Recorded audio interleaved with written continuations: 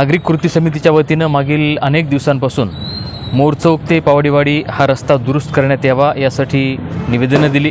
3000 सह्यांचं निवेदनही देण्यात आलं होतं, परंतु प्रशासनानं त्याची कुठंच दखल घेतली नसल्यामुळं आम्ही आज सोमवार 29 जुलै रोजी लाक्षणिक उपोषणाचा इशारा देऊन या ठिकाणी उपोषण केलं आणि या उपोषणाला अनेकांनी पाठिंबा देखील दिला.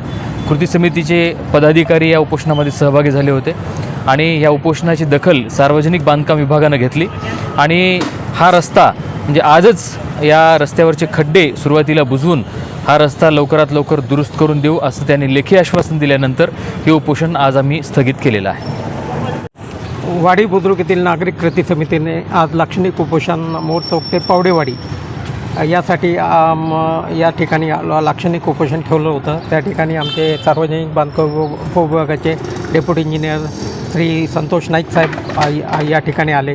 त्यांनी त्यांना आश्वासन दिलं की हा त्वरित आम्ही 2 दिवसामध्ये रस्ता दुरुस्तीचं काम चालू करू.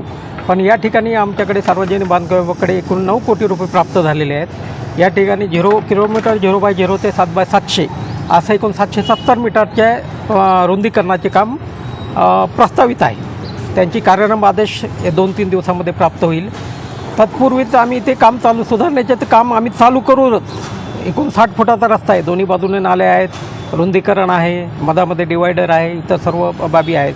पण लाक्षणिक उपोषणाच्या निमित्ताने आम्ही 2 दिवसामध्ये रस्ता सुरळीत वाहतुकीसाठी सुरळीत होण्यासाठी खड्डे भरण्याचे काम आता जस्ट 3 वाजता चालू करणार.